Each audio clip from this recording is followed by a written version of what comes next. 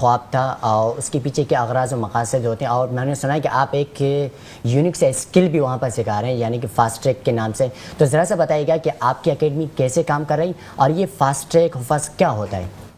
بسم اللہ الرحمن الرحیم. سب سے پہلے تو آپ کا شکریہ وقت دینے کا. یہ فاطمہ اکیڈمی بنیادی طور پر یہ جامعہ مخزن العلوم الاسلامیہ بنارس کراچی اس کا شاخ ہے. جامعہ مخزن العلوم کی بنیاد 1975 میں محدث العصر حضرت مولانا مفتی مظفر الدین صاحب رحمۃ اللہ علیہ نے رکھا تھا. اچھا. اور اس ادارے کے ماتحت شہر کراچی میں 4 ادارے اور بھی کام کر رہے ہیں. ان میں سے ایک نام فاطمہ اکیڈمی کا ہے جو حضرت مفتی مظفر الدین رحمۃ اللہ علیہ کے صاحبزادے ڈاکٹر قاسم محمود صاحب دامت برکاتہم العالیہ کے زیر نگرانی کام کر رہے ہیں. عموماً ہمارے دینی مدارس میں جو حفظ کا نظام ہے یہ وہ پرانے والے نظام ہے جہاں پر جو ہے وہ دورانیہ اس کا زیادہ ہوتے ہیں لیکن اس کا نتیجہ بہت کم ہوتا ہے.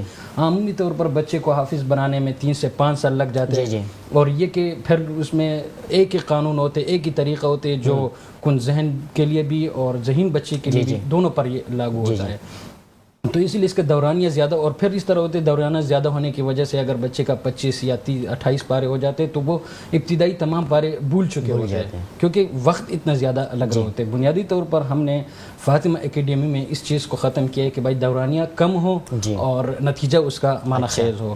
اسی کے لیے ہم نے 3 طریقوں پہ حفظ کا اہتمام کیا جہاں پر ذہین بچے، عام طور پر دوسرے مدرسوں میں جو ذہین بچے ہوتے ہیں اس کو صرف حفظ میں اس کو سبق یاد کرائے جاتے لیکن اس کو کوئی اضافی کام نہیں دیا جاتا ہے. جو کن ذہن طلباء ہوتے ہیں ان پر اسی طرح پھر وہ توجہ نہیں دی جاتی ہے. ہم نے 3 طریقوں سے بچوں کو حفظ کراتے. ایک تو یہ کہ جو ذہین بچے ان کو 6 مہینے میں ہم نے قرآن مجید حفظ کراتے ہیں. اور دوسرا جو متوسط درمیانہ درجے کا جو طلباء ہوتے ذہن رکھتے ان کو 8 سے لے کر 12 مہینوں کے درمیان حافظ بنا دیتے الحمدللہ. اور جو کن ذہن طلباء جن کو دیگر مدارس میں یہ کہا جاتا ہے کہ بچہ حفظ نہیں کر سکتے، قرآن اس کو یاد نہیں ہوتے، تو ہم یہ کہتے ہیں اس بچے کو ہمارے حوالہ کر دو.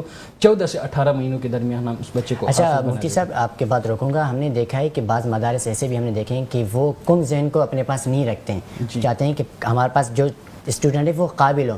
حالانکہ ہونا تو ایسے نہیں چاہیے، آپ کو جو کمزور ہے اس کو بھی داخلہ دینا چاہیے. تو بعض اوقات یہ چیز ہوتی ہے، تو اس کو ختم کرنے کے لیے آپ کیا سوچتے ہیں کہ کیا عملہ ہونا چاہیے؟ اس کے لیے دیکھو جدید سائنسی جو طریقے ہیں یہ مدارس استعمال نہیں کرتے. اچھا. تو اسی کے لیے یہ ہے کہ بچے کو صرف یہ کہ وہاں دوسرے مدارس میں رٹے کے اوپر انحصار کیا جاتا ہے. اچھا. اور پھر قاری صاحب کا سخت دباؤ ہوتے اور وہ سبق یاد کرتے اور ہمارے ادارے کی خصوصیات یہ ہے کہ یہاں بچے کو نہ مارا جاتا ہے نہ اس کو ڈانٹا جاتا ہے نہ قاری صاحب اس کے اوپر غصہ کرتے. اور ایک بہترین جو قاری صاحبان ہیں ان کو ایک اچھا بہترین کورس کرایا جاتے ہیں سائنسی طریقے جس میں میموری ٹیکنیکس وغیرہ اور یہ آڈیو لرننگ یہ تمام چیزیں ان کو سکھایا جاتے ہیں کہ بچے کو کس طریقے سے آپ نے اس کو گائیڈ کرنا ہے اور اس کو قابل ترین بنانا ہے. اور پھر یہ کہ اس کی عملی تربیت پر بھی بچے کی خصوصی طور پر جو ہے وہ توجہ دی جاتی ہے. صرف حفظ نہیں، ابھی قابل طالب علم ہے ہمارے پاس جو تقریباً 65 سے 70 لائن وہ روز کا سبق سنا دیتے لیکن اس کو اضافی ہم ایکٹیویٹیز دیتے ہیں.